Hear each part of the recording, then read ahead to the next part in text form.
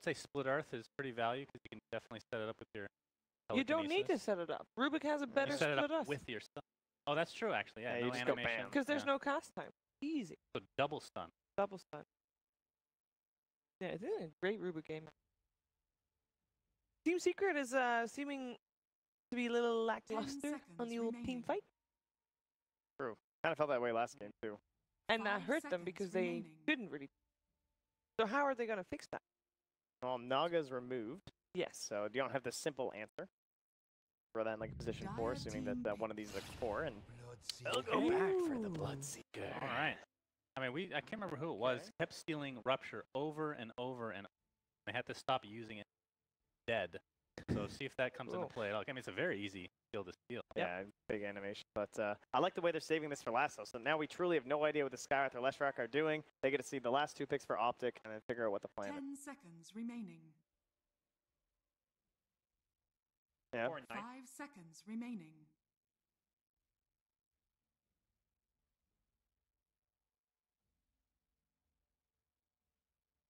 True. I'm kind of looking the other way, maybe in terms of like synergistic. The damage amp on someone like the Skyrath Mage is pretty dumb. Maybe they have some other idea coming out as well, but he can buff up that damage to a ridiculous degree. Secret has not played Perhaps Lesh the or Zeus. Bloodseeker this tournament yet. Team Secrets. Like a Veno game or something from CCNC, honestly. But they go with the Gyro first. The last?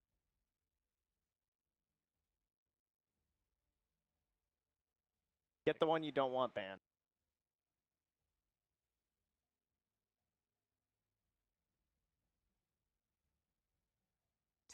Well, is it going to be the Razor, DK, or the Death Prophet? 5 seconds. Blade Mail's obviously very valuable this game. If you could find a Blade Mail hero, that'd be nice. Yeah,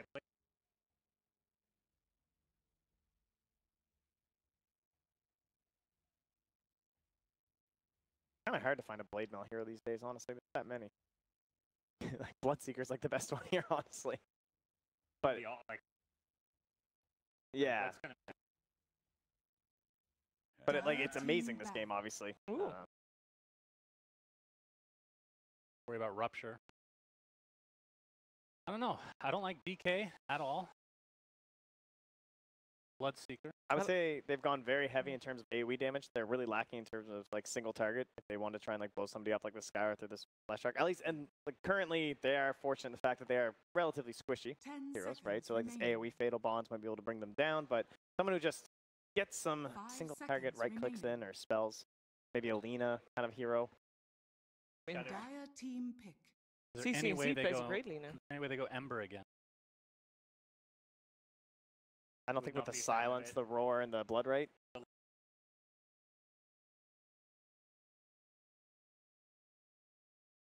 I'm surprised even the Storm, though. Like, that's kind of a lot of the same ideas, and they still banned that. 10 seconds remaining. Our level 4 Blink is out ranges Rupture, right? Yeah, That's a with the nice step and Team Secrets. Yeah, that's true. turn to pick. Lina. so it will be the Lina. That's a good single target. Lock it down. Very comfortable hero. Okay, who do you want to set mid versus Lina? That's the question now for Team Secret. When are we going to get the Bloodseeker Zeus? Come on. have we not all been waiting for it at this point, you know? 10 seconds remaining. There you go. Wood Sky, yeah, Wood You may Oh. now Arc select Warden. your Oh, hero. never mind. All right. Okay. They have played. It is an Ace Arc Warden. Yep.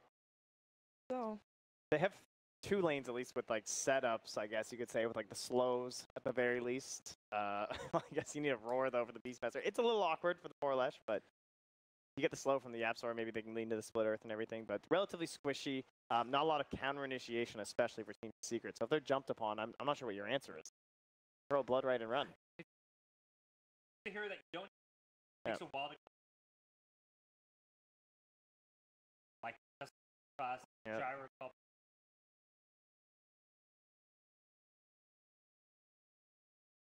talk to me. Who is your favorite? No.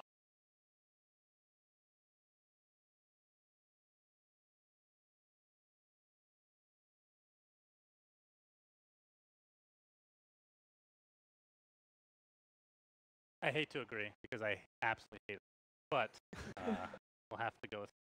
I think this said this could go 3 games. We said that, yeah. I'm gonna believe in my boy Quinn. Gonna pull it off at the Lina. All right. It's going down. Optic, the big fatal bonds, the warlock. That hero is busted. I think they're gonna do it. Give it to Optic. Dream green, baby. Well, if Optic do it, That's that the right means OG, they are right? already top 6 in the tournament. And if they don't, they're going to play that 3rd game to see who drops to the lower bracket to face either Spirit or EG. That's really the question.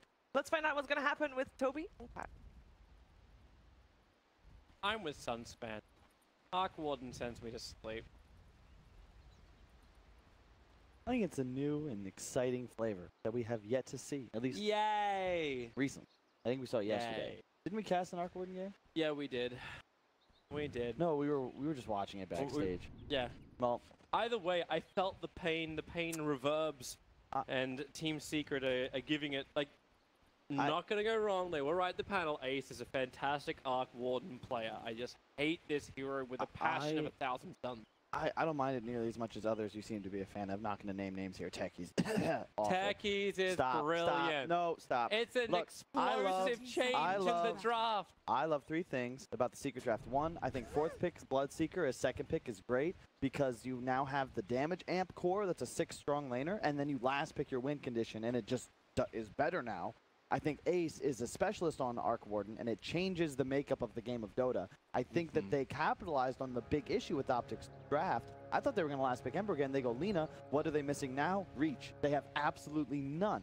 And all of a sudden, you don't have that ability, as the panel said, to close gaps onto the Arc Warden. And I think that if Secret get to a point in the game where it's even at maybe 20, 25 minutes, Arc Warden just wins the game by himself. You know, in a way, I can agree with you. In the other way, we've also seen what Linas can do once they get massively farmed up. They have that long attack range, which comes in from the Lina, basically turning it. You're saying like, oh, maybe you go with Sniper on the last pickup. You're talking a little bit more for like Secret at that point, but that's kind of what Lina turns into, right? And with that heavy amount of damage, you can deal with the clone nice and quickly. You can actually keep away from the rupture that the Bloodseeker is looking to offer. I'm just to see how the laning phase goes more than anything else. Because bottom lane, they're really adding pressure. Pycat in the trees, they're getting the stuns, the spark rays, the bane of everyone's existence when you're level 1. It's so much damage, and it's just going to keep chasing you. Pycat, at least he's able to... No, he's not able to outrun this one. Another stun will connect, and first blood spilled by Puppey, and he's already TPing to the top lane to try and change the momentum up here. I don't think Rubik... You want the Warlock against the Sky. That's the whole point of picking the hero. You out-sustain the harass damage like we saw last game with the Witch Doctor. You don't want a Rubik Gyro against this lane. You're just going to get harassed out and potentially even die. Well, they changed their lane up. The homing missile from Pycat should be able to connect Puppey. Another great stun, just making sure that Optic will not chase down the Beastmaster. 3 mangoes. Yeah, he can handle the regeneration. The Lina matchup mid, though, is quite nice. We saw Bloodseeker just absolutely dumpstering a few heroes. Lina, much better against the hero, although CC and Sigma assist both last hit. CS not his strong suit. Don't be picking on him. YapzOr's on the run. They don't have enough follow-up, not with just 33 as well as Zai down here. They needed an extra hero to get the kill on YapzOr, and YapzOr knows it. He's running back in. That Observe Ward from Zai could help him out. Puppey and FATA chasing PPD in the trees. Have to burn that regeneration on himself at this rate. The Skywrath with Bloodseeker is great for 2 reasons. 1, late game, you buff him, and he just... Zai? Ooh. He came in a little bit close towards Ace, copped a lot of damage, has to turn around because of the Spark Rays. Gets the Telekinesis grab up with the Fade-Bot, he'll kill off YapzOr, keeps his distance from the Spark Rays, and Zai, oh, okay, yeah, no, there's nowhere to run away from that. Ace finds the kill. And I love this because you always keep the enemy heroes low, and that helps Bloodseeker significantly. He gets, you know, plus 30-something damage. You look top, no real harass. I mean, actually, Flash Beastmaster, that's a great harassing lane. Sky's Arc Warden does the same. So you make the Bloodseeker in an unfavorable matchup. Just, it's so easy now because you have 30 damage every time you go for last hit. Well, CCNC just keeps him controlled, however, with the Light Striker ran to the tower, so at least he gets something back against mid one. He'll burn his last pot. Everything else has to be relying on the regeneration he gets from lane kills. It's been a fun game of, I won't say almost musical lanes at the beginning. Decent rotations from the supports off, but Puppey will return to the top lane. Trying to mess around with PyCat. He'll miss the stun. PyCat reading this perfectly. I really want to just also take a moment before we have our next engagement just to praise PyCat. Like, he's been playing so well, maybe Caster Curse coming in, cleaning up the creep wave around the tower with the heal from the Shadow Word, focuses on the Puppey as the Fatal Bonds is out too. And they'll retreat out. But PyCat's really, like, in just the last month, actually not even last month, last like 3 months, stepped up so high. 33's in trouble, I think he's dead. We have one more orb. He's got stick charges available into the trees. And at the same time, CCNC dies. Gyro's at a quarter HP, bottom lane, they're landing the kill on Night Stalker. He's got a bonus like 60-something damage. He just runs at CCNC, and that's the strength of these heavy harass lanes, the Bloodseeker mid. And there's nothing you can really do if you're CCNC. The stun gets juked, you're just dead. And yeah, I mean, the problem I have with the Optic lineup as well is Gyro's your tempo controller. He needs to have a great game so that he can kill everybody with a flak into a Fatal Bonds, and he's only level 3 XP dependent carry, and I don't think they can actually crush this lane. Lesh Beastmaster's way too strong. They're already ahead, and they have a shrine in a minute. Yeah, they're not getting the CS they really need to get on him, as well as you said, the experience.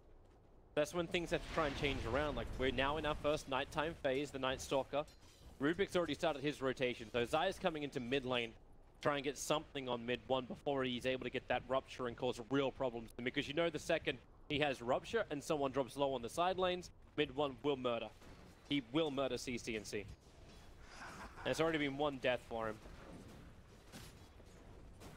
This feels like bait from CCNC. Yeah, look at mid 1 though, playing so disciplined. He knows the Rubik's off map. YapzOr's already here. Concussive shot starts with the TP out. Zai is like, oh. The time it took for mid 1 to walk a little bit down to avoid the Light Strike array is the time it took to TP out. Yeah. Puppey is on the wrong side of the tracks.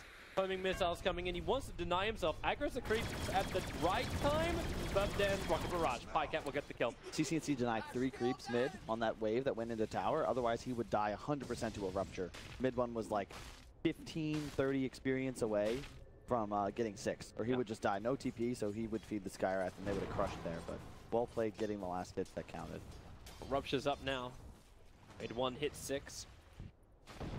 He needs, it's just so scary because mid, you have a tendency to tunnel vision because you're, trying to get all these last hits, Bloodseeker hitting for 100 something, so it's always tough, but you look around the map, you don't realize maybe that, oh crap, the carry's dying. They're going after Puppey, trying to make the most out of this nighttime before YapzOr can help him out. Puppey gets a good split earth onto 33, and then the Spark Wraith, the attack from Zai will be able to reach it. 33, run away as quick as you can, away from the Spark Wraith, and Zai ruptured up. He'll end up falling too. And they didn't even pick up the bounty room. Bloodseeker, yeah, sure, take the extra cash. We'd sit in there for a minute on that bottom lane. Yep. An immediate TP from YapzOr because the Bloodseeker rotated out. He goes mid, ensures this catapult wave dies as fast as possible, and collects free XP. Really disciplined. TPs are cheap. A creep wave is always worth your teleport. In an in-game like this, where you don't have to rotate. Yep. And mid 1 can now do the rest to push out. PPD, like he puts the Fatal Bonds on, you got a double damage room for CCNC. So if they can get a stun onto mid 1, they may think about doing a little bit more, but no, won't happen. It's bottom lane where something's happening. Ace picked up, thrown down, becomes a boy in the bubble. These Spark Wraiths once again being planted, but not as intimidating just at the moment. They're only level 1s. He went 2-1-1, sorry, built on the Arc Warden. Really good. I mean, Ace obviously a real Arc Warden player, but I've seen so many like 2-0-4 builds. Like it just seems bad. He gets that point in Magnetic Field almost every game, and you can see like it's super good. It's 100% evasion plus the big attack speed bonus. There's no reason to skip it completely until your other skills are maxed. Yeah. It's just such a great lane presence with the Spark Wraiths. Like you just dominate all the side lanes. You talk about like hating techies. I feel like Spark Wraiths kind of do the same thing, except you can't walk up and kill them. You just gotta wait until they time out. Well, this is a nice little stack for PyCat. She's gonna give it to PPD. Probably a good thing as well, because they need to get the rock up on Warlock. They need some kind of team fight intimidation from Optic. Yeah, PyCat's timing, he's gonna get Phase Boots Aquila level 6 probably around like the 9-minute mark, and then he's going to want to make a rotation, but he was unable to do anything on that initial night time, and that's the problem with being aggro dual laned and forced to sit your Warlock nearby, is that he doesn't accelerate and thus can't dive in that bottom lane. He can't rotate, and it means that Secret just continue to pressure in all their lanes, and I really think Optic are the ones that got to make moves. This Arc Warden is going to have a real nice time. Team Secret were actually looking for both the bounty runes and then potential rotation to mid, but CCNC saw Skywrath coming up, and his DD rune was automatically popped, so CCNC backs off the mid lane as far away from the Rupture as possible into a safe position until the threat has moved away, which it has. YapzOr's already level 5. So is Puppey's 4, huh? Zaya's 5 as well. It's been a lot of pulling.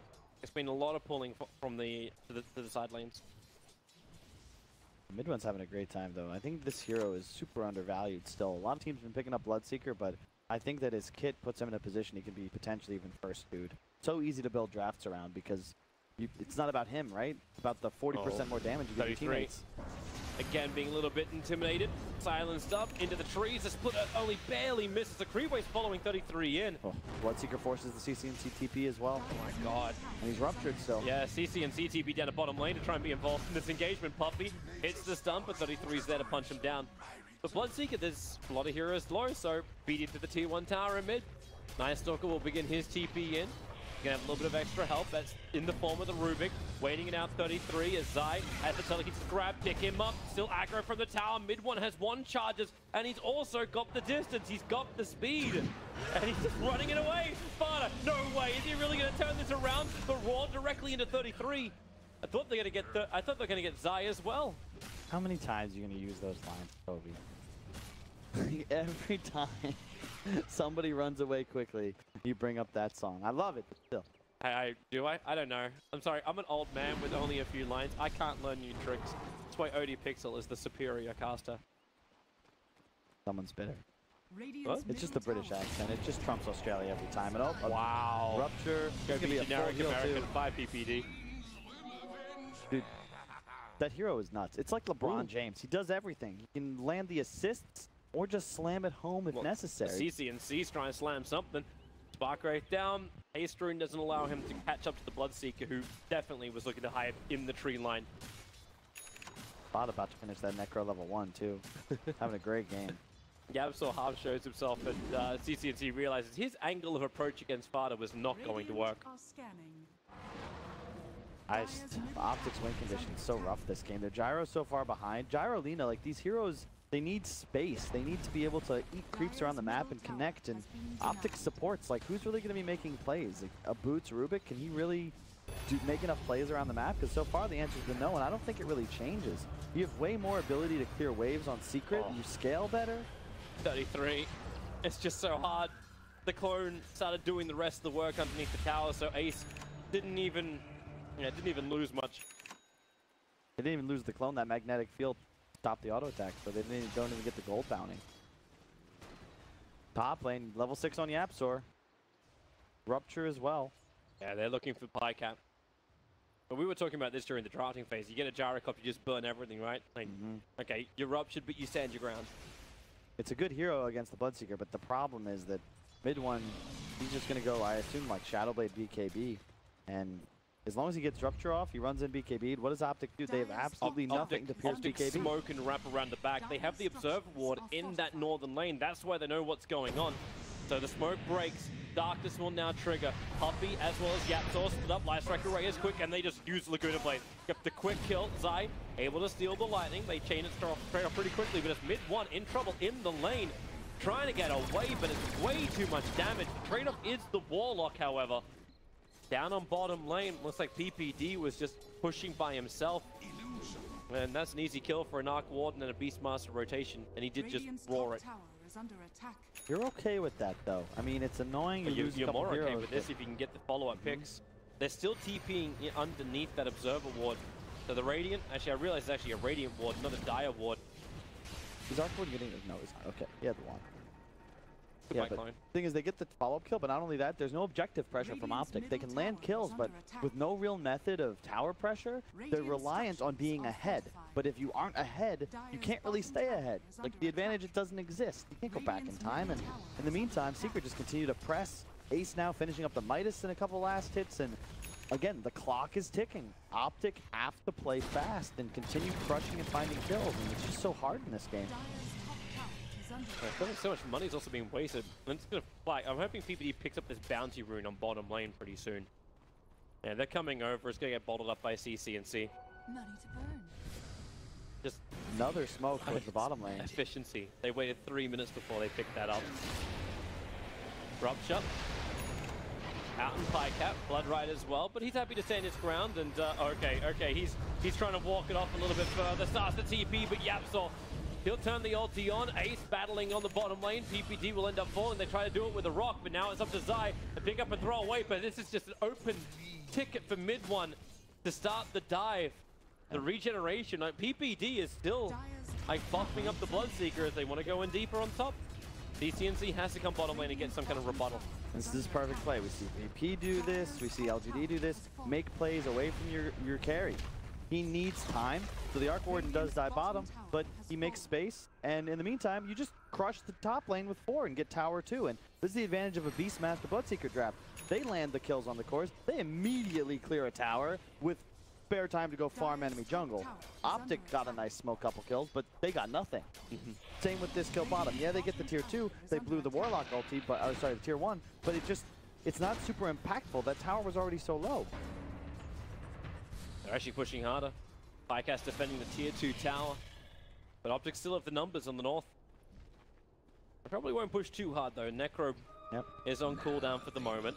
The Lina does have a fresh Yule Scepter. She'll walk underneath the Radiant Observer Ward and reveal that. So at least you've got escape or initiation item for CC&C. I like the way they're itemizing too. Beastmaster and Bloodseeker going Shadowblade, because they already have so much wave clear just thanks to the Arc Warden and the Lesh support. They're going to have tons of time to be off map and make their presence known, finding kills thanks to the vision of their creep wave. Radiant's middle tower Plus, is under they're playing for the late game, so just play for pickoffs and be mobile and evasive. CC&C's beating down this mid tower. Still got another minute before nighttime. No darkness available. Roar on top lane. Pycat initiated on PPD, trying to help him out with the Shadow Word. And maybe they... No. They don't have enough regeneration. Skywrath Beastmaster. Yeah. Perfect control. Rupture onto CC&C. Turns around for Light Strike away. Moves out. He'll use it to avoid the Blood Right as mid one does fall. 33. Trapped inside the bubble. Support coming in from CC&C. It's got Magona Blade just bursting him down. Both Puppey and mid one will fall. So CC&C was initiated on, but then Team Secret end up having definitely not an even trade. It's only the Jaradat's death on top lane that balances this. And that is the downside of the Shadowblade Agi treads on Bloodseeker, because you just die once you get isolated there. FATA, very nice TP out in the trees. Yeah, I was talking with a couple pro players about this. And Bloodseeker, while it's a great hero, no one really knows how to itemize it properly. It's such a strange hero. You want some sort of build-up, but drums feels worthless. You're already a race car. Yeah. You don't need nitrous too. And what did you buy? You want health? You want survivability? I actually think in this game, he probably wants to think about a hood. You might even just first item BKB. I don't know. You want health and you need a BKB. So you find sustainability first, and then you go in for a bigger item like a Radiance Burn or something like this? Yeah. Like Radiance was the old always pick item on Bloodseeker. This game, though, you're just not really counted on. You don't need to do damage. You just need to stay alive and make your presence known. So I honestly have no idea. I expect a BKB next, but after that, who knows? I think Blade might be allowed to look back up. CC&C finding his own pickup, bottom lane. Yules into the Light Strike array. Anyone bring detection? He'll turn around for the roar, and YapzOr just turns the ulti on Zai. He stole it himself, picking up in the toss way. Did he throw it? No, he didn't throw him! He left him on the spot, so the stolen Rupture doesn't actually hurt FATA. All he had to do was throw him, and he would have had the kill. But that support came real quick from Team Secret. And even YapzOr, like he's close to the Yule Scepter thanks to this. FATA was in some like Toon Gravity there. just hang up in the air. But instead of falling to his death, he's saved thanks to, I guess cartoons just don't die. You think vertical distance should affect Rupture too, right? Nah. Bottom lane, the pressure is coming in. Axis clean out and reveal PPD in the trees. He did have cover for a while, but now mid one way too deep. Slipping in behind the towers. Lina's TPing forward as well. They can follow the Fatal Bonds. The Dire Observer one saw Puppey go into the trees. That's exactly where Optic are heading. 33 gives them the flying vision they require.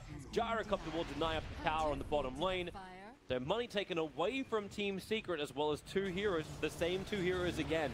Yeah, I mean, Bloodseeker with that 8 armor talent, he's running around with 23, but on Agi Treads with the Shadow Blade, 1200 HP, you just die to the magical burst, as we saw. He's getting BKB now. Well, yeah. I don't want to say finally. I mean, it's 18 minutes, but I don't know. It's tough, right? Because that hero, I still don't know how to itemize it. I guess you could buy a hood. In this game, maybe, but it's just such a weird item to buy because then you don't accelerate or scale. It gives you no damage whatsoever, so it's really a tough hero, and I'm sure that by TI it'll probably be figured out, but for now, still a little experimentation. TI's not that far away. By the qualifiers, we'll see if people can work it out or if it's going to be continuously abused. FATA's on the hunt, Shadow Bladed up, but he walked underneath both Obs and Sentry. Yeah, and that was placed by Peter just to scout out this area. Sentries last longer now, so this is something we'll see more often than playing against Invis heroes. Yep. It's just a nice little high ground ward trap so that you see this Beastmaster and you have easy turnaround potential, and that saves CCNC's life. It's kind of funny when you think about that. Like, we're seeing a lot more Shadow Blades being picked up throughout this tournament, but with the Sentry Ward change, there's a lot more ways to actually detect them as well. I think that change was mostly due to the Shadow Blade prominence. That item is so good, it gives you 3 more damage and 10 more attack speed than the components, has no recipe, and it gives you the active, which not only gives you the invis and the move speed, but it's an extra bonus physical damage on that attack out of invis. I think Shadow Blade should have the recipe, not Silver Edge, but I'm not in charge. You obviously are not. And we are the lesser for it, Kyle. We are the lesser for it. Yeah. I think don't worry, you have a platform to how many people? To 58,000 people right now who are listening, and they believe in you, Kyle. I don't have enough stream viewers personally, so my ideas therefore are not nearly as good. But if you split the recipe to be both, 300 each, I think it's a little more balanced. But same reason I love Maelstrom. Any item that doesn't have a recipe and gives you more than the value of the components is super efficient when it comes to gold efficiency, such as Gila, Maelstrom, and Shadow Blade. What items do we see all the time? Feels like those 3, Toby. Yeah, it really, really does. We got 3 Shadow Blades already. It's 20 minutes in. That's a really nice kill. 539 gold for the kill on YapzOr, fueling this Lina. She's already got Yules and Shadow Blade, so CCNC is the ultimate stealth pickup against heroes like the Skywrath Mage, who have no real... You got your own Yule setup. If that Light Striker Raid's going to connect at the right time, you're dead.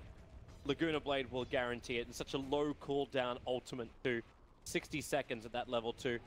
FATA in the trees, they're looking for him. He's invis, but then again the dust pops. They see him, no! Zai had the right idea, pick up the boar and throw it into the trees. It was on the correct spot, but just a little too late. Space. Fresh Sentry was down by Zai. They're really watching for this aggressive movement of Beastmaster into the Dire jungle. The problem here for this Lina is that the entire game, no matter what he does, if he gets roared, he dies to Skywrath ulti, and that's why you see his next item is going to be a Linken's. They don't have too much to cancel it, and Rupture, Roar are both very threatening. Yep. My only concern is, again, how do they kill this Arc Warden as this game continues? He already has Midas Maelstrom bots, and obviously he's not going to be fighting anytime soon, but they'll accelerate rapidly. But they at least have the survivability. Like, yeah, okay, CCNC's going to go for a Lincoln Sphere, protect himself from the Bloodseeker and the Initiation, but the Gyrocopter's got a lot out as well. Okay, well, not protect himself from that. There's the Raw, Initiation, set back a little bit, but yeah, you're getting more money into PyCap. Like, his BKB is flying out in the courier right now. You've got him. You're going to have the survivability from 33. He's building in for the Crimson Guard. Zai, he's moving quickly through the level, so you'll have his null field, so a little bit more negation as well. Like, there's a lot of things that Optic have to work with. Right now, I'm wondering just how strong they feel, because Roshan's being done. This is nighttime for the moment. PPD has Rock and Fatal Bonds. If they knew what was going on, okay, they know. There's Spark Rays everywhere. Just dies too fast, Toby. When you have the Blood Rage buff on it, Roche takes 40% more damage. He just explodes. Oh my god, and now you've got Nagus Immortal on the Arc Warden. I could think like killing him off once is possible. Killing him off twice with the clone problem as well, that's a lot harder. And if you had swapped PyCat and CCNC's net worth, Optic's going to feel a lot better about this game because the net worth right now on Lina is dead because you only need the Yule Shadowblade. It allows you to do what you need to do. That 2,000 gold he just died with doesn't matter. Like, he can't buy anything to survive. You need your Gyrocopter to be ahead of the game, and right now he's in 4th. It's nice that he gets a BKB, but you want him to be already close to that next damage item because right now you're still going to lose all your team fights, plus you're on a clock. That bloody clone bubble. You need reach. Smoke up. Were they in range of... Actually, they were in the perfect spot to avoid the Sentry Ward, but FATA, Yule Scepter up, they want to try and kill him off, remove that wall. Rupture is down to PyCat with the BKB. He stands his ground, the Fatal Bond connects perfectly with the follow-up, Rock and Black Cannon damage. Mid one is on the run, it was 33 who was ruptured up, and that's why Mid one's moving so quickly. They burned the Aegis of the Immortal, and now isolating the damage. CCNC actually caught up to him, now they turn back to Ace. 4 Hero is gone from Secret, and the perfect fight from Optic. Yeah, I might have spoke too soon. Optic once again with an incredibly executed team fight. They find the initiation, they kill the critical core. That was a Necro 3 double damage Beastmaster. He dies without getting a single ability off. That was the one kill they needed to start the fight. Money has to be expended by the Arc Warden to buy back. And Optic, they're not risking it this time around. They've had a couple of kills over to Team Secret that allowed them to get back into the game. This, in game 1, game 2, that ain't happening.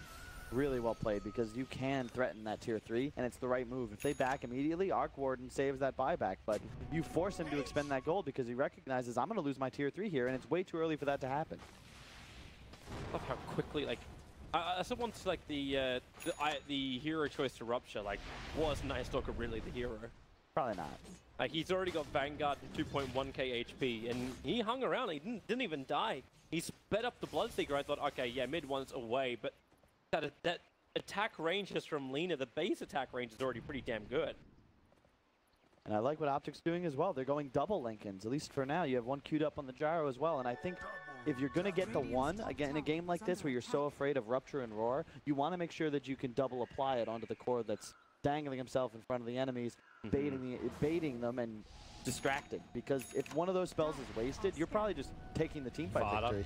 Comes forward, roars onto the Gyrocopter. CCNC's nearby, but Gyrocopter, BKBs, Black Cannon call down, doesn't get a lot of damage out, but then maybe with Laguna Blade and the Fatal Bonds, it is connected to kill off Puppey. So a 1-for-1 trade-off, not exactly the fairest trade you ever hoped for. And Ace's clone dies before they can kill it. He moves so quickly down to the bottom lane, straight into the split push. So, a sad day for PyCat, but you kind of the wish you asked for. You said to swap the net worth of the Gyrocopter and the Lina around. Gyrocopter now has the net worth that they had, that Lina had, as you said that. And so he's balanced right next to the Arc Warden. Lina will take off when he's this far ahead. That team fight changed everything for Optic. That was the opening they needed, and it also forced the buyback on the critical core. That was going back in time because you set the Arc Warden's victory clock back a few minutes because all of a sudden he's got to expend 600 gold just to keep his base alive. And really well played. And it's like this is the same story in that first series they played up against VGJ Thunder. It felt like Optic had no business winning that game, and then after a miraculous and incredibly executed team fight, they take the W. And it seems like that might be the same thing that happens here, but Secret, resilient, doesn't want to get too out. Game not over by any means. They're chasing FATA. They have sentries everywhere, not to mention the Tinker Observer one. TP forward from Ace onto the back of the Troll. Lina getting burst down. She needs more life to survive, but the Yule Scepter was on course. She didn't have it anymore. So 60 seconds without the Lina. Zai is dying as well. Puppey turning on this Edict, even with the Fatal Bonds connecting them. They just don't have the damage up to find one of these kills.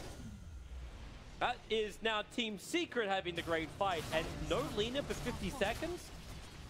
this has to be a very desirable moment for Team Secret to add more pressure to that tier 3 tower top. And they're getting, okay, the timing that matters now, Secret, or sorry, mid one's BKB. Once he picks that up, all of a sudden Bloodseeker is indestructible. And that's going to be a big problem for OG because all of a sudden Warlock's exposed. He can just get ran at 6-shot by the Bloodseeker. Nice Fatal Bonds comes out. That might be able to defend the racks, or at least rather the Spear 3. Yeah, with that flat cannon call down Team Secret, yeah, they're backing off.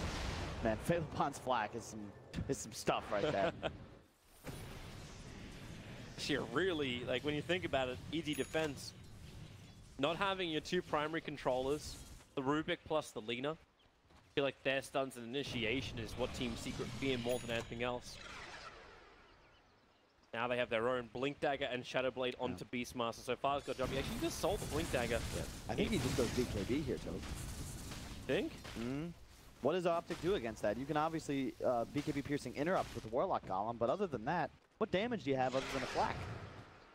And it's a BKB Lincoln's Gyro. That physical damage is not so threatening. You know what else? Could be a Crimson Guard. But 8th, ooh, Aeon Disc, not a fan.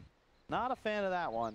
There was definitely some debate. Like he went from Fountain past his tier 2 tower on the bottom and thought about it the entire way. I really think it's BKB Crimson. All of a sudden your team doesn't die, and you have a Bloodseeker, Arc Warden, Beast. Like at some point your draft is going to deal way too much damage. You'll get the kills you need, and then the towers just fall.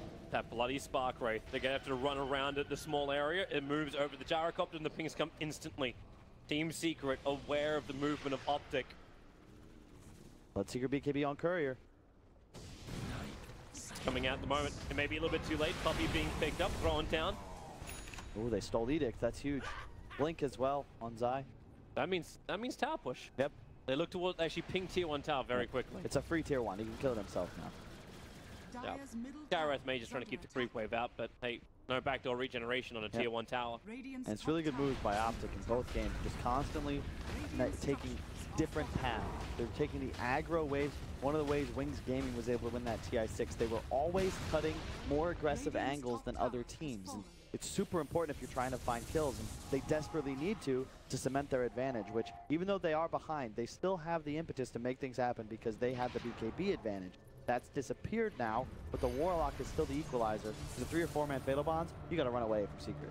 This level of confidence from YapzOr. I say confidence, his TP was on cooldown. That's why he hasn't left this top lane just yet.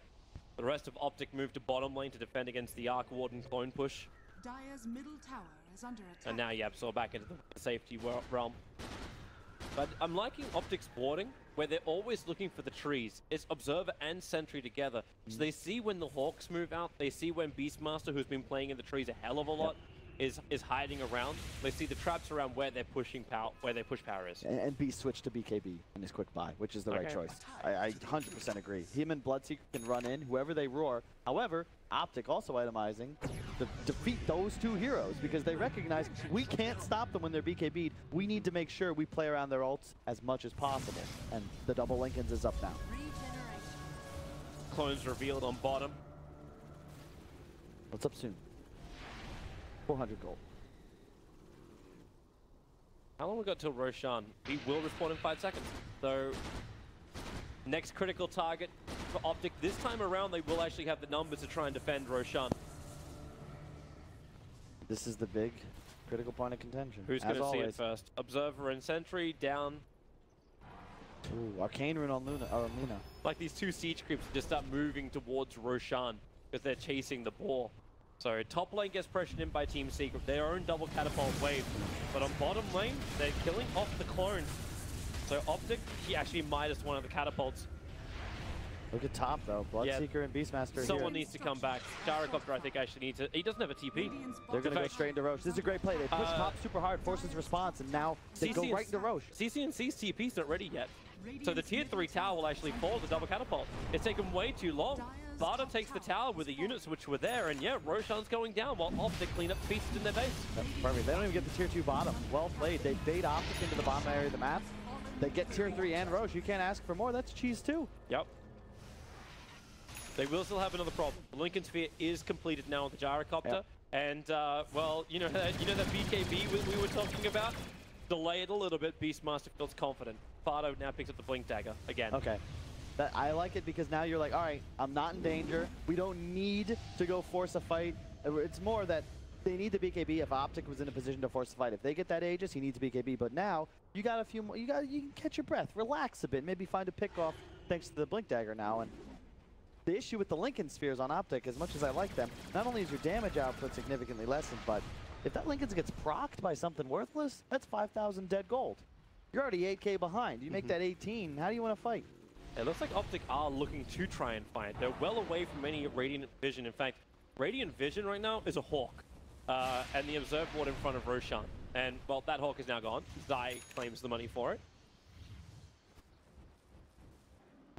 Arc Warden finally on top of the net worth. We knew it would happen eventually. Now, part of the reason our panel's not a fan of the hero is just the only way you gotta play it. Alright, play-by-play, Gusto. Hero is a piece of crap. He actually has a full Hurricane Pike. It's not even a 4-star. He's got the range attack now with the pushback. I mean, this is the style that Secret utilized to win their that first major DreamHack, right? The Lone Druid Ags, the Ace Arc Warden, the Ace Meepo. I really feel they play best when Ace is on this, I don't know a better word than cheesy. Kill the buildings. It's kill the creeps. Lane dominant heroes without being there. External lane dominant heroes. Yeah, that doesn't sound cheesy. I mean, just rat Dota, because I know people don't like that phrase. The way they just won this game, or at least took the game-winning advantage, was just outplaying the movement, you know? Abuse movement, force Optic, kill tier 3 Roche with no fighting whatsoever. Smoke up, they have the gem, so Beastmaster fires in pretty close. They didn't see him, they get the pickup. It's over on Puppey, FATA Bonds connecting him as well as Ace, that's the real one. So then Ace, 4-star up, the homing missiles chasing him, Laguna Blade. That's almost enough to kill off Puppey, but this fight's so heavily split. The Aegis Immortal burns, Puppey will finally die, and they're waiting for the opportunity. But mid-1, BKBs chases after CNC. He sees all as well. The Pycat in the bubble comes back out of it. Doesn't have that flat cannon to work with, but the Rocket Barrage and these Fatal Bonds just doing so much work, making Pycat so much more effective, but it's still not enough. Zai is doing as much control on the back lines as he can. But now it's all down to 33. As well as Zai against a Beastmaster Skywrath. None of the big damage dealing cores get to live. And YapzOr is bone dry, but he's got Nag and Scepter now for the next fight. My lord. Secret really felt the lack of a Crimson Guard in that fight. Flat cannon just ripping through them. Peter was dying, but his last act was to ensure his Fatal Bonds came up on Ace right after respawn, saving that spell the entire time. So it goes off on a creep and the clone, as well as Ace's real hero. It's the only reason he goes down there. They didn't even burn the cheese actually on the Bloodseeker. Couldn't get it off in time. So yeah, with the Aegis Immortal burning, at least Optic are able to get rid of one of those critical advantages the Secret had for the fight, and they still went even trade. They're still a 3-for-3. I like what Puppey did. He does this on a lot of support heroes. He's going for a halberd. So effective. Pick him up, throw him down, blood right it up. Okay, yeah, he's strong enough. If he gets that off on the Gyro or Lina before they BKB, it's just, they're worthless heroes after a point. And it's 5 seconds of disarm, and it's not cleansed by Black King Bar either. And he recognizes as well, Optic has real damage issues, especially if that Warlock goes down. And Albert, he has still near 2,000 HP plus evasion. And a health talent. Love Flash. It's that fourth core that we saw in game 1 from the Wind Ranger. It feels like Puppey's building himself into the same, but then you've got so much damage that also arrives from YapzOr. It really is the old secret, right? Like we actually have a 5-core lineup, not a 3-core. And FATA is going for a nullifier now. He's 5,000 gold. Please spend it, FATA. Just buy something defensive. Whatever it is, it doesn't matter. You have a Skywrath with Ags, a Lesh. Like, your entire team is just vomiting damage everywhere. Just, they're effectively a bachelor party at 6 a.m. in Vegas, okay? They don't need any more drinks, all right? Just get them home. He bought a BKB. There you go, my man. He's listening. A little bit short of buyback, but he'll be okay with that. Aghanim Scepter just got completed on 33. So Optic Gaming looking for more advantage coming into these team fights. I think that were really unfortunate though that the range of the gem, it just wasn't far enough to see the Beastmaster at the start of that last fight. Because if they had that and they just picked up the Beastmaster, Secret disengage, and then you start getting these runaway kills. Their critical fight that they ended up winning was, of course, when they killed Beastmaster without getting a spell off. The same story. You need to take him down. Yep. Him and Skywrath, just they're the ones that are dealing the real damage. It's going to be harder to do that now when FATA's got that BKB. Yeah. Because they need to get the initial, like, they need to get straight off stun. And they don't really have that. Like, Telekinesis grab into Light Strike Array is kind of it. Yeah. And the reason I say this is because Arc Warden doesn't have the damage to puncture Crimson Guard just yet. In maybe 5 more minutes or so, he'll start crushing. But for now, Night Stalker's king, and he has that Ags too. So 3 minutes of nighttime. I think Optic's got to close this gap a little bit. Otherwise, they're just going to give up that next Roche in 2 to 5 minutes. And I don't think you win the game into double Beastmaster BKB Roar. Do you even have to wait for 5 minutes? Like, he's gonna have a Daedalus, like, right now. So much money. YapzOr may be a little bit wary about this. Still in nighttime because of that darkness. So they see YapzOr and Zai so quick to jump forward and finding that pick-off over on YapzOr. 70 seconds down. So Zai able to steal the Arcane Bolt. A little bit of extra range damage. And this will allow Optic to take the tier 2 tower on bottom lane. But it's the trade-off, right? Ace's Clone already pressured mid. Puppey only has to Edict and then just add a little bit more pressure, and FATA's on top lane. That exposed racks, they always have to look behind themselves. The wave clear of Secret. Even though they get that kill down bottom, their other 2 waves are already troublesome. They're moving so quickly for the fight, and yeah, they're looking for Ace. They'll hit the Light Strike Array. The ending control is there. 80 seconds now without Ace. But top lane, the Beastmaster units are attacking the range racks. Fortification is not available. The TP comes in from the Gyrocopter, and he'll, with Flat Cannon and cooldown, clean up everything, but the range rack's down at 71 HP. Puts a dent in it, at least taking out that Arc Warden. I'm very surprised Ace got caught there. Great angle from Optic, but you gotta expect them to cut across, right? They didn't go for the tier 2 bottom. What could they possibly be doing? You know they're not on their base. TPing back to base to save it, but it was better for Optic because they had that Observer Ward that was on the hillside, so they knew exactly it was the real Ace, and they committed so heavily for it. And it's a great ward as well. Something you don't see less experienced teams do. When you're behind in a position like this, you want to place a couple wards defensively, and they have 2 of them. You know the enemy side's going to try and play your side of the map as much as possible. You've got to ensure your vision covers that area, because wards and enemy woods can be rendered useless if you're behind sometimes. And they have 4 up now, so a lot of vision saved for this critical part of the game. Roche respawning anytime between now and 3 minutes. I love the points they watch too, like they're watching both of their own ancient stacks. Yes. So they know where the big money is. You don't want to have all the rest of those crappy little creeps. It's efficient vision too. You cover as many choke points and paths as possible. High ground. They have the Gem Night Stalker. Way to go. So quick. It's so quick on the Roshan respawn time. If that courier flies over and discovers it in 3, 2, 1, Roshan. Okay, PPD, just walk in the pit. Walk in. Oh, they have Night Stalker. Okay, they see it. They see it. They will want to do this so quickly before Team Secret, because Team Secret won't be ready for this. This was so fast. Okay, now they are. Concussive shot actually hits Tycat. Global concussive, man. What a talent. The hell is what that? A talent. Yeah. Halberd on, you know, I was going to bring that up. I love that choice. He was looking at Butterfly, but just buy Halberds. However, the evasion's useless because Pycat made a great choice. He's going to go MKB, which you need. Double Halberd plus the Arc Warden bubble. You needed this to deal damage. Less, honestly, worse players probably buy a Butterfly, and that's not going to do anything because your issue is not survivability right now. It's how do you deal enough damage. The MKB solves that issue for now. 3-man smoke up from Team Secret. They're looking to try and find a fight. Optic. Damn, these concussive shots just continue to fly, and they're giving away information. Rupture is on the leader. They broke the Lincoln Spear, and CCNC just wants to move back as far as he possibly can. Still the Yule Scepter, and the Mystic Flares come down. Ross does drop both of them, in fact, and the Flag Cannon call down damage. It's a 1-for-1 trade-off, support for support. As everybody resets. No Rupture for 40 seconds. And this may be that ticket to get aggressive. Move forward. Zai starts with a Fade Bolt. Reduce that damage, but Ace has the end of the double damage range. He'll wear off in a second. Pycat, he cops so much, gets inside the bubble. The Mystic Flares are down once more, but the BKB's protecting Pycat, but not enough. Hit one. 180 HP. Scuttering himself away. The buyback has to come in from the Gyrocopter. Beastmaster killed off with Laguna Blade of CCNC. Great buyback.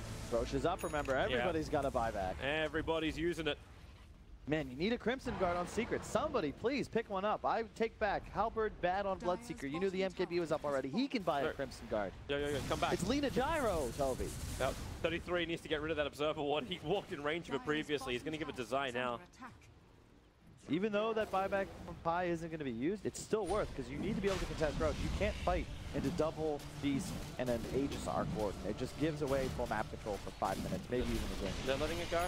No choice. Oof. No choice. Oh, you got a win condition now for Secret, plus a big advantage. All you got to do is kill Pi. It's face defense. What big ults are we actually looking for Rubik to steal? Like, he just picked up an Aghanim Scepter, so it's going to be chain stealing from Zai. Like, obviously it's not going to be as great as like the Disruptor or Omni Knight kind of combo we saw yesterday. I mean, it's hard to do a Jabs impression. You want the Beastmaster Raw? That was, I don't know if you ever saw the opening. I think it was the 2013 Tonys, the Neil Patrick Harris led ensemble. But much like that, it's a hard act to follow. Shout out to Jabs.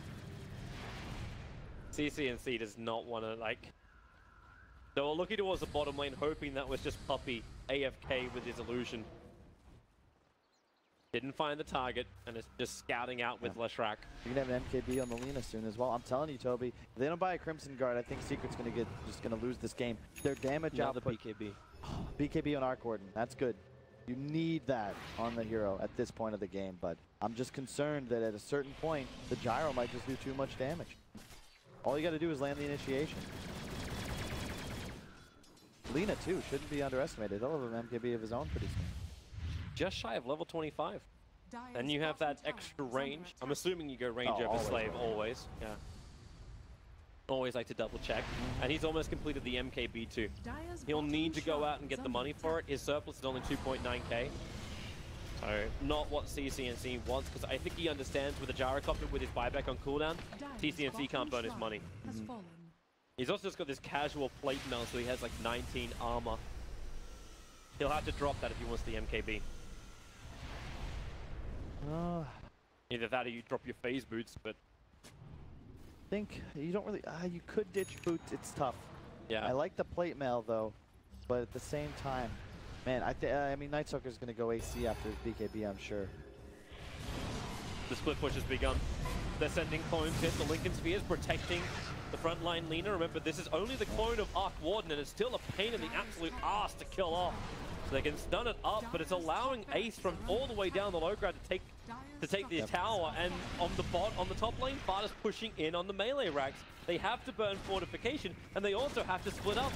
Pycat's already using his Black Cannon. That's so huge when it's got such a long cooldown timer. He can clean up the top lane nice and quickly, but here we go again on bottom. Puppey, okay, you're gonna have not much to hold. It's actually gonna be Diabolic Edict stolen by Zai, so you can clean up the creep wave, but the split push continues. This is the right play from Secret, and this is what the Aegis advantage gives you. You don't want to teamfight Optic. It's way too difficult. But get Gyro to use Flak to kill creep waves and just continue poking the base. This is vintage Secret. This is how they win games. They're killing your buildings while you feel powerless to stop them. Hard. Ace bubbles absolutely everywhere. Concussive shots continuously fly out. Puppey moving to the front lines, trying to help out his team. They get the Laguna Blade off. Arc Warden, the Fatal Bonds are out from PPD. There's a lot of damage into Ace. They'll already burn off the Aegis, the Immortal. They were connected by Fatal Bonds, but they're still losing their melee racks. FATA, he almost got a backdoor regeneration, but the creep wave came in range, and he's got the melee racks. I think that's fine. You trade Aegis for melee racks. It feels bad, but now you might be able to win a fight, but no Golem. Yeah. Oh, Fatal Bonds only on one. He's in real deep. Fatal Bonds connect. He really had a death wish, but it's also the setup. The melee racks is already gone. They look towards the mid. Pycat, the refresher raw that comes out. The push back from Zai's own raw, controlling up the Bloodseeker. The rock drop is down, and already a quick buyback. Fatal Bonds needs to come out right now from PPD. They need to have some efficient damage, because without the Gyrocopter, the damage doesn't even really exist from Optic. No buyback Gyro. They knew that. FATA blows both the refresher and the real roar just to ensure the kill. Really well played by Secret. Again, they played that perfectly. If they go to try and force a fight, if they're all in the same lane, I don't think that goes just quite as well, but they get the top racks for free. It allows FATA to close the gap, and they just continue spamming spells. They take bullets out of the Optic teamfight gun, and all of a sudden they're left without the Fatal, without the Golem, and what do you do? Without the Gyrocopter for 70 more seconds. And they know he's not there because he already spent his buyback previously. It's not because of money, it's because of cooldown they don't have the Gyrocopter. Yeah. And I point to CCNC, yeah, you can buy back, but he has 6,000 gold. He had 7,000 in that fight with no MKB. He's useless. CCNC, look at the damage he's taking! Just the Daedalus hits, Rubik can't stand in that. That really is going to become the game. They're already ripping apart the mid lane, and there's no collateral. Like, Team Secret are losing really nothing here. They back up a little bit, but the Jaradat is still dead for half a minute. Lena's got the attack range, but she just... No MKB. Yeah, she needs to send the courier out. She needs to send the courier out. That's the only other way to do it. Raw is out right on top of Zai, and down he goes. No buyback available. PPD, Rock, as well as Fiddle Bonds was used, but with no damage, they know it. GG is the call, and we will have a third game to decide who will face up against Team Liquid in that semi-final. Secret abusing Optic Gaming's complete lack of reach. They followed the script. This time it was enough to win the game, and I point to when you have one core without buyback, you cannot save 7,000 gold in a critical base defense moment. If you don't have an MKB, that item renders you're useless because you can't do anything to an Arc Warden just sitting in the safety of his bubble. Yeah. Like, I hate that hero. I hate that hero. Like, it just also seemed like Beastmaster